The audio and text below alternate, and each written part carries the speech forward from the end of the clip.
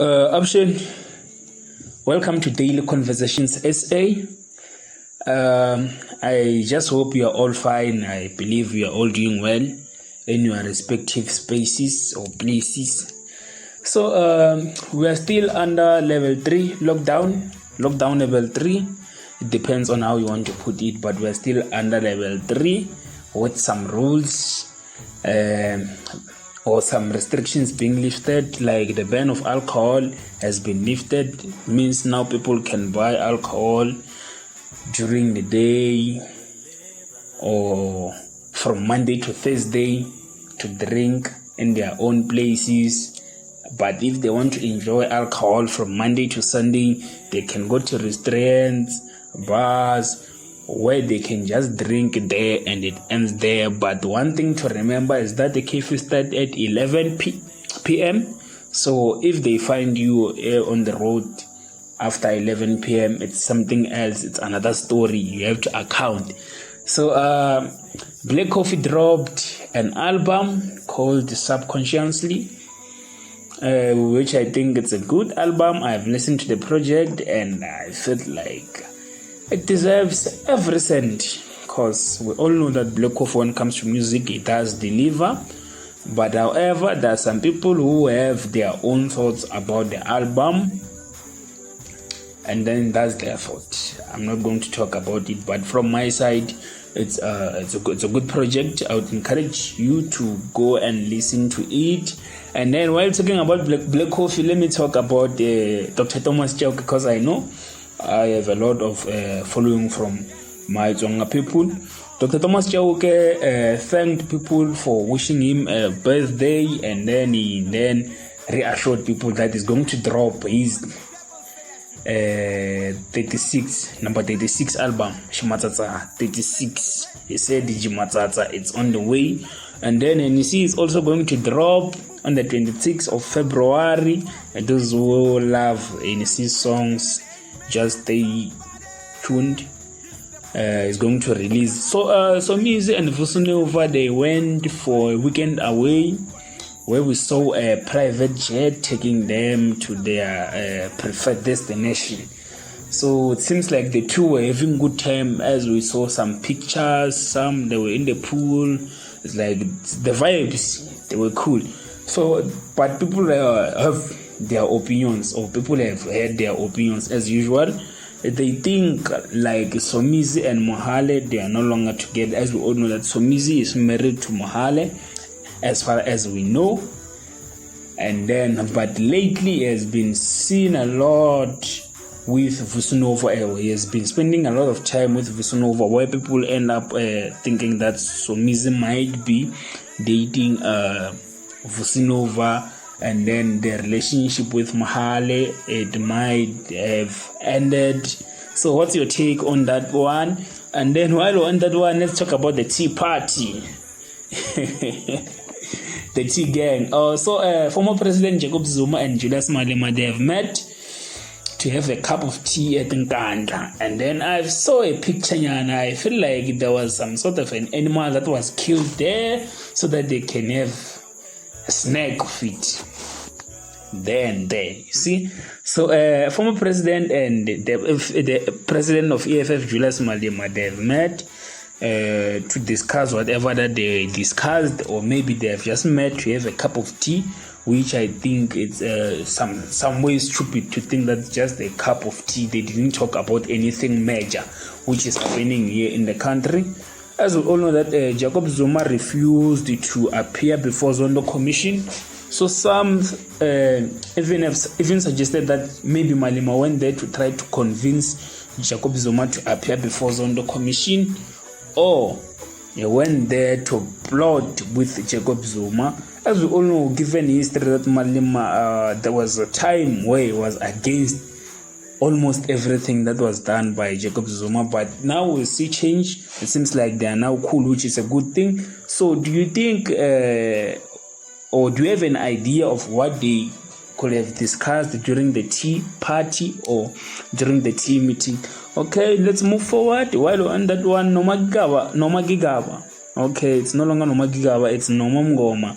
Is said to going to testify at Zondo Commission, which I believe is gonna be against his former husband, Melusi Gigawa. So if Melusi have done some corrupt things in the past and Norma is going there to talk about those things, don't you think that she might be putting her life at risk? Because let's say corruption happened and then there are some people who were involved. Obviously, I'm not talking about Melusi Gigawa because that's an ex-husband, but let's say someone was working with Melusi Gigawa and the information that Norma might reveal might send that person to jail. Don't you think they might think of getting rid of her so that they can get rid of the evidence that she might give? That's me thinking. I'm not saying it's going to happen, but we have to think about different occasions that might take place when something is about to happen. Do you think it's a good thing for Norma Gigawa to go to Zondo Commission? Do you think is there anything that she's going to say that she didn't say on that interview of Tell It All, where she even said Melusi is a porn addict, used to get bags of money from the Guptas, and he was obsessed with power because he went mad when they took the blue lights and all those things that she said on that interview of Tell It All. So do you think, is there anything else that she can offer? So let's move forward. Let's talk about the vaccine. South Africa got the first batch of vaccines, I think 2 weeks back, or within the space of 2 weeks back. They received the vaccine at Tambo. I saw President was there, and I think even the Minister of Health was there. So, but there's something that came up that the vaccine is going to expire in less than 2 months, the space of 2 months.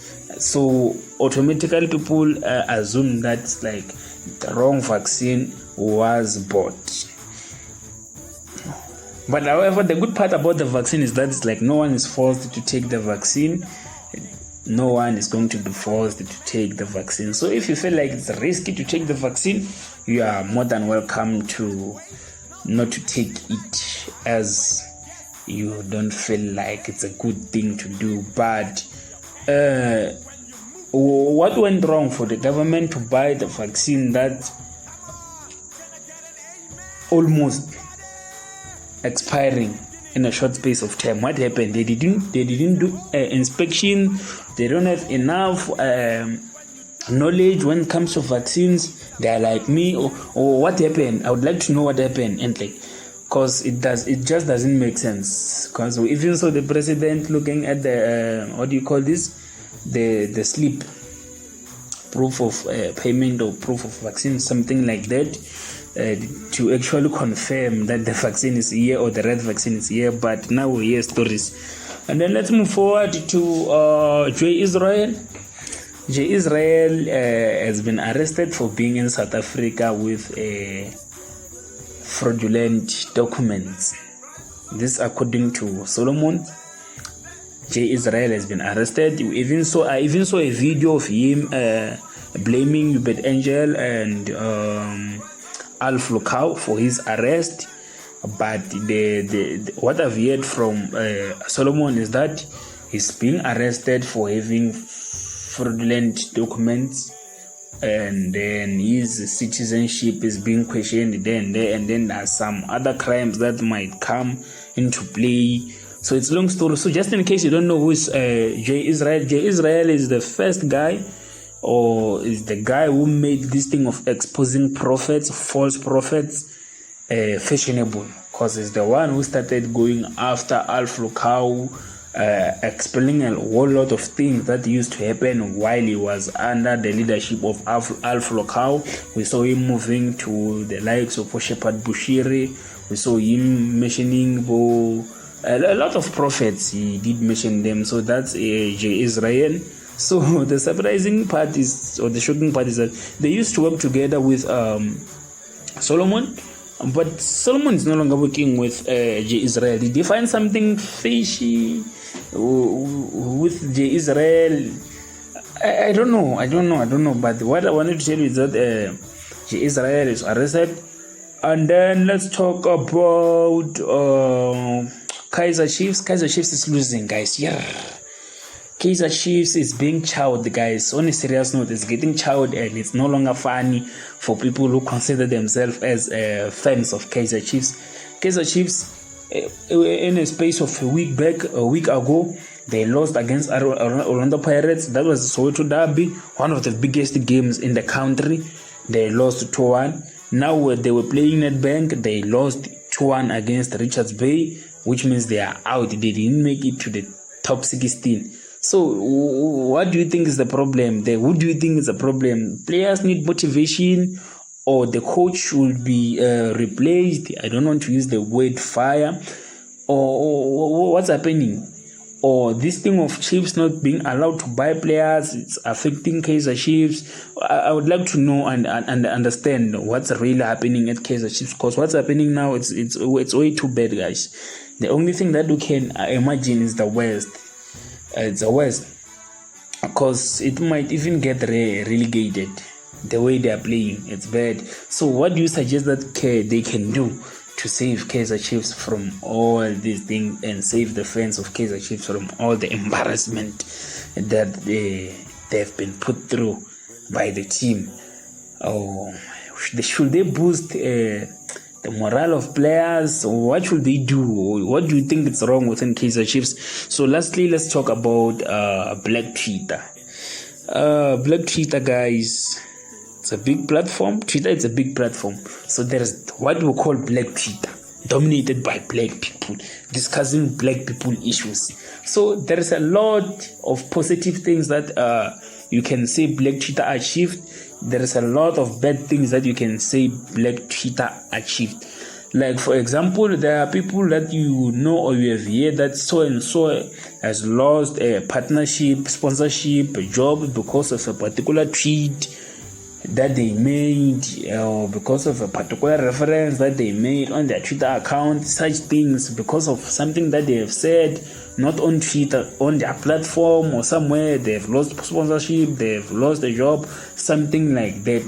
The cancel, the cancel culture is there also. It's bad, it's really bad. But when Twitter, the Black Twitter, want to do something nice, they do it easily. For now, for example, the trending story now is that one of it's Thabo. I think it's Thabo, Save Thabo's business, something like that.